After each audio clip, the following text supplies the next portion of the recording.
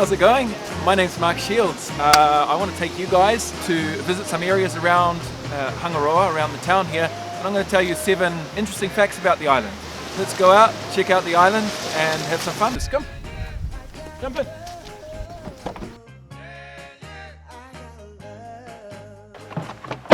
Okay, fact number 1 for today is the island actually has 2 names. And the reason I'm telling you that now is because I'll use those names today interchangeably, and I often forget which one I'm using. The international name for the island is Easter Island, and that's because it was first sighted on Easter Sunday 1722 by a Dutchman called Jacob Roggeveen. But the islanders will only ever refer to the island as Rapa Nui. It actually seems to have come to the island later, when in the 1800s Rapa Nui people emigrated to other parts of Polynesia, and when they were over there they were explaining where they were from, and they said they came from the island furthest towards the east. Now the furthest island from the center of French Polynesia was actually called Rapa, and so the Polynesians from other parts of Polynesia, they said, "Oh, are you from Rapa?" which meant the extremity. They said, "No, we come from somewhere even further." And so the French Polynesians actually called this place Rapa Nui, which means the further extremity. And so I'll use those 2 names interchangeably today, so you know that they're not 2 separate places. Rapa Nui and Easter Island are both talking about this island here.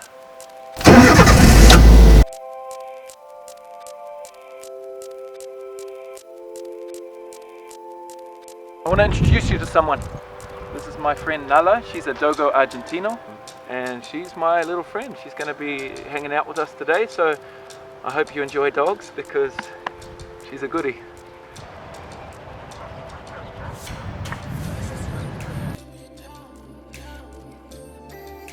There is over 1,000 statues on this island.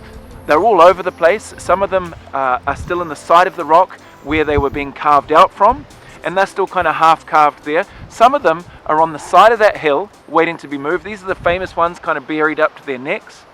Some of the statues fell in transport on their way to these platforms, and some of them actually arrived to the platform and are now standing up. But that's one of the facts I wanted to share with you today. There are over 1,000 statues on this island.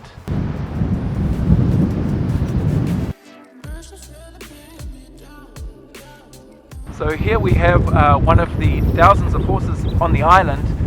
The island changed from being kind of this horse-driven farming island in the early 20th century, and it's only recently changed that people get around now in cars.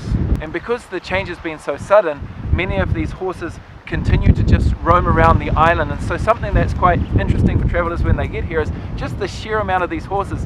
In Rapa Nui, Easter Island, we actually put fences around our property, not to keep animals in, but to keep horses like this out.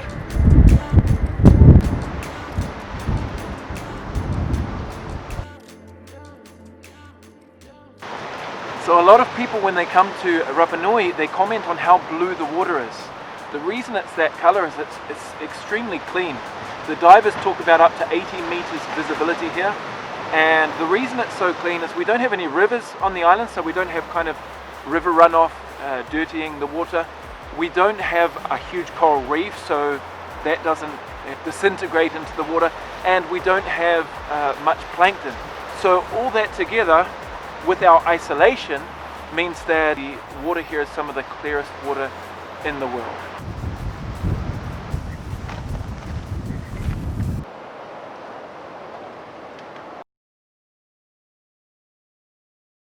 The whole island is volcanic, which means it's absolutely full of these lava tube caves. This is basically lava that's been flowing, and it solidifies and the center continues flowing out, causing these lava tubes. The whole island is volcanic. We're actually at the top of a volcanic mountain that is 50 times larger beneath the water than it is above the water. So if you look from above, the whole island is filled with craters that look very moon-like, and it's a beautiful topography.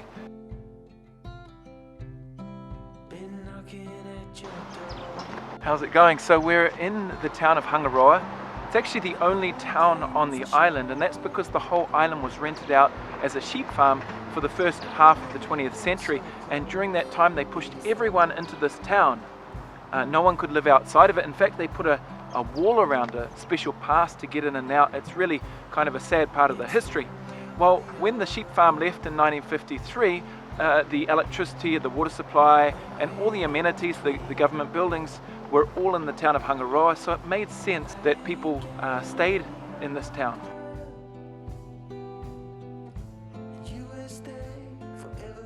So we're just in the hub of the only town, Hangaroa. This is the farmers market, which takes place most days in the mornings.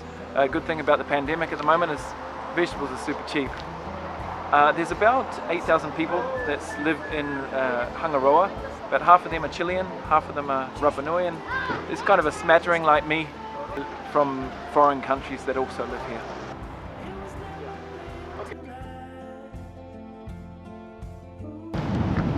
So what surprises a lot of people when they come to Rapa Nui is there's actually only 2 beaches here. So all around town, fortunately, they've made these rock pools where the kids can come down and swim.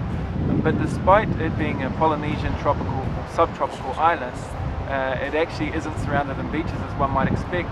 In fact, most of the island is covered with these kind of brutal rocks. But the beaches that there are, they're really beautiful. The most famous is Anakena. That's on the north coast of the island. It's got statues, golden sand, beautiful blue water, but it is a bit of a drive. You have to drive 20 minutes to get there. Kind of close to there is the other beach called Ovahi, and that's more secluded. If you get there in the morning, you're likely to actually have the place to yourself, so do try and get there in the morning. If you can get to both of them, do it. If not, Anakena's the one you want to get to.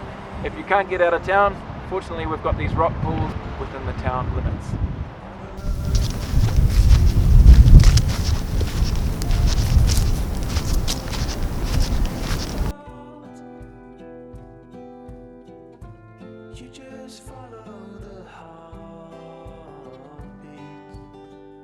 Rapa Nui is the second most isolated inhabited place in the world. It used to be the most isolated, but in the 1800s the British colonised a place called Tristan da Cunha in the South Atlantic, and that became the most isolated. We see 2 little islets just over to the right here, and they're the only thing you will see for the next 2,000 kilometres. You'll finally hit Pitcairn Island, which is about 2,000 kilometres away, and even then they've only got 50 people there, so you haven't really arrived anywhere. Chile is in the opposite direction. That's over 3,000 kilometers, the closest international airport. The cool thing is here, although we're isolated, we still get a couple of flights a day coming in when there was tourism. At the moment we're in a pandemic, so we haven't got those tourists coming in. That takes away from that sense of isolation a little bit. Since the pandemic, there's been only 1 flight a week giving supplies to the island and nobody coming in, so we've really got that sense of isolation back.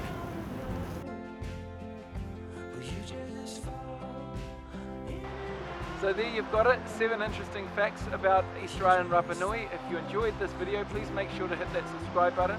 Hit the bell so you get notifications anytime we upload a video. Like this video, please share this video if you know anyone who might be interested in the island. And we look forward to seeing you very soon. Awesome guys, Yorana, ciao for now from Rapa Nui, Easter Island. Until the next time.